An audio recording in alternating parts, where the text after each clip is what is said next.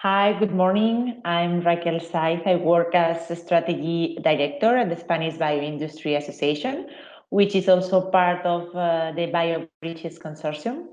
Today, we are here to talk with Sandra Liebal, one of our BioHeroes. Thank you, Sandra, for being today with us. It's a Thank you. pleasure to have you here.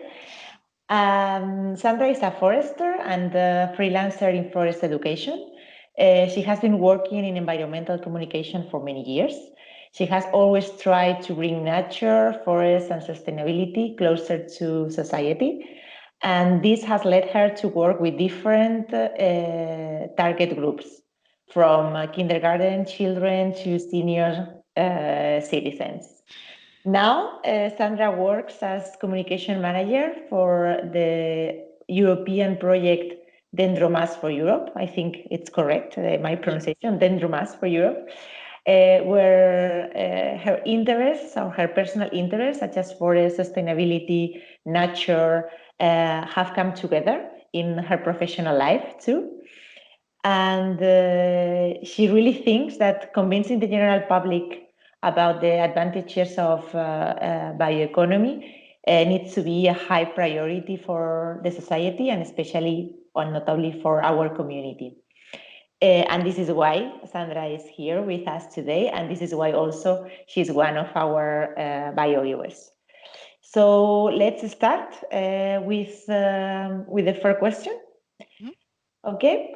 The transition from using non-renewable resources to renewable resources increases the demand for biomass. How can the short rotation plantations with poplars established by Dendromas for Europe meet this challenge?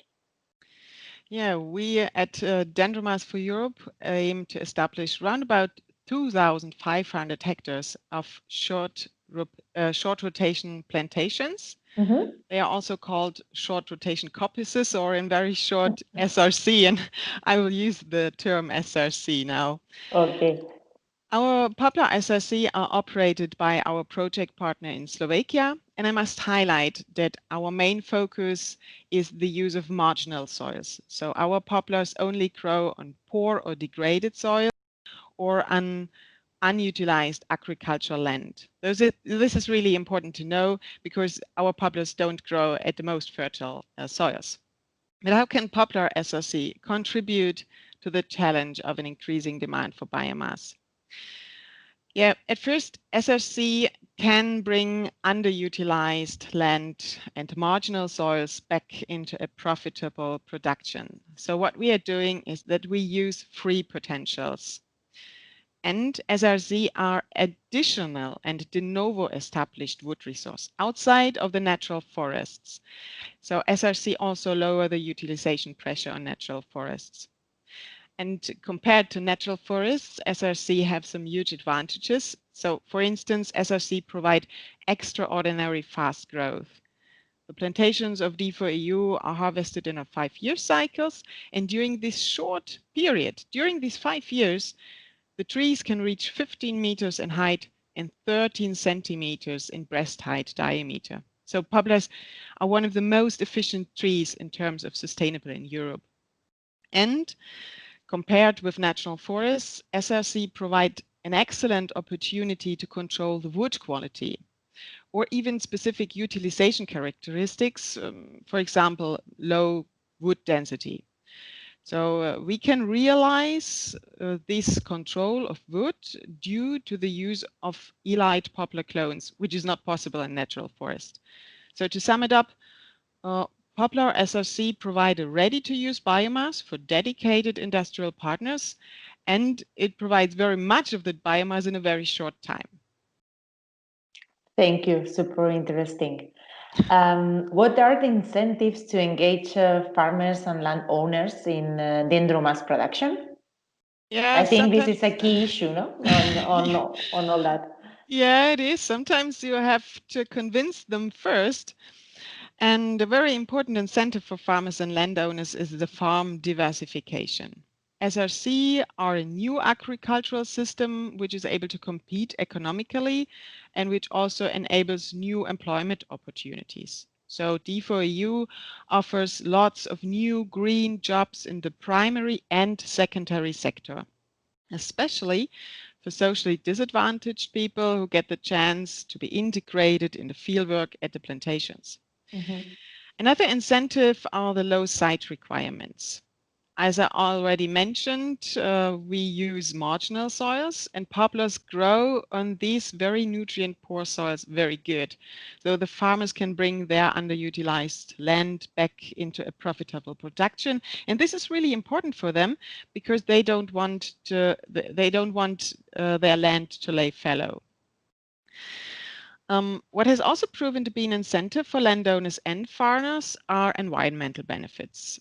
Poplar SSC can become a new habitat for smaller animals like amphibia, birds, beetles, butterflies, or other insects. And of course, farmers like to see them too. But since soil is the capital for landowners and farmers, farmers are especially happy that poplars also help to stop soil erosion. Soil erosion is a rising issue all around Europe. But SRC are perennial used and hence cover the soils the year round. This prevents the sites from wind and water erosion, especially through the rough autumn and winter time like we have now. And poplar SRC can foster soil remediation. Poplars have been proven to clean the soils from several pollutants like heavy metals from wastewater. They fix them into the biomass. Thus, the poplars themselves can improve site conditions just by growing. So it's really easy for the farmers because they don't have to do anything. And talking about incentives, it became very clear during our surveys with farmers that economic benefits are maybe the most important incentive for landowners. It's all about money, yeah? And our survey results show that the many farmers engaged in SRC to make better use of low quality soils to increase their profit. And which is a bit special in our project, the economic benefits are also connected with a very reliable income. We have established a long-term cooperation model which allows annual guaranteed income without any financial risk or upfront investment for the farmers. And that's a real incentive. Thanks, Sandra. And finally, the last question. Are there still barriers to establish poplar plantations? And which possible solution could you recommend from what you have already learned in Dendromas for Europe? So no system is perfect. And of course, there are always some barriers also in Dendromas for Europe. One barrier is that there is no tradition of poplar SRC in Slovakia.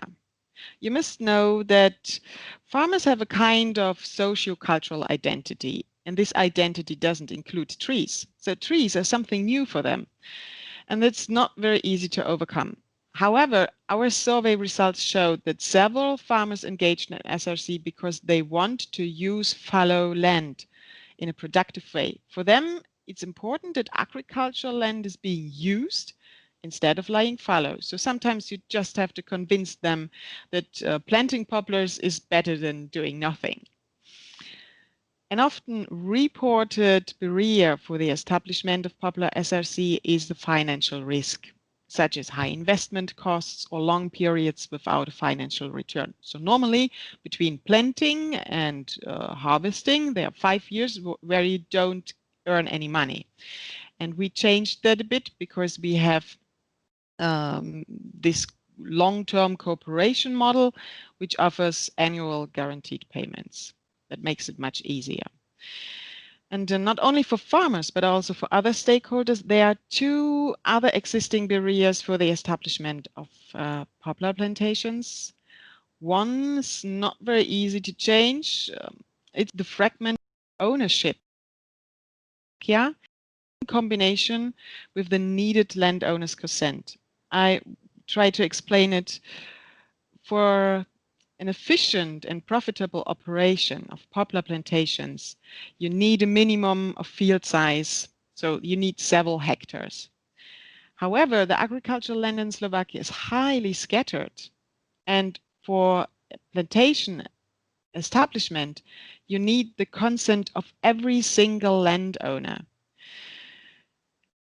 Also, our survey results show that this is really a problem. All interviewed farmers who engaged in SRC, especially on leased land, mentioned this problem. Some farmers reported they were willing to engage in SRC, but were not able to.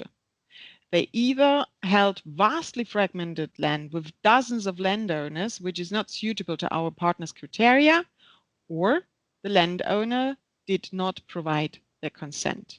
This is a pity. Yeah. And the second barrier for all involved partners is the lack of a clear policy. Farmers are worried about whether today's subsidies for SRC will be provided in the future. However, as climate is a strategy for the EU, we think that we can rely on a positive further evaluation of SRC establishment as one of the very efficient mitigation steps. And when talking about barriers and policy, that's my last point now, I must also mention the recent novel for nature conservancy legislation. That means we now need the consent of the environmental authority, which is needed for planting non-native species of poplars. I think there are some worries about the potential hybridization of non-indigenous poplar hybrids with the indigenous black poplar. So we investigate the potential effect of our plantations, not only on biodiversity, but also on the indigenous genetic material which is present in Slovakia. And the preliminary results, it's so difficult. The preliminary results of our research showed that our plantations pose no risk to the indigenous population. No likelihood of hybridization is excluded by the early timing of harvest. That means we harvest the poplars after the 4th or 6th vegetation season, and this is before the poplars reach their maturity. Thus, they cannot produce reproductive material. So to reach the climate change mitigation goals of the EU, we would recommend that a unified, clear legal framework should be established on European level to help to overcome these regional political constraints. Nevertheless, we are on a good track. More than 1,200 hectares of short rotation coppers with poplar have already been planted. And of course, we are looking forward to establish more. Thank you, Sandra. Thank you for this very interesting talk about the relation between poplar sustainability, climate change. It was very, very interesting to have you here today. We will follow the final results of the project Dendromas for Europe. And thank you for being one of our BioHeroes too. Thank you very much. You're welcome. It's an honor for me. Bye. Bye.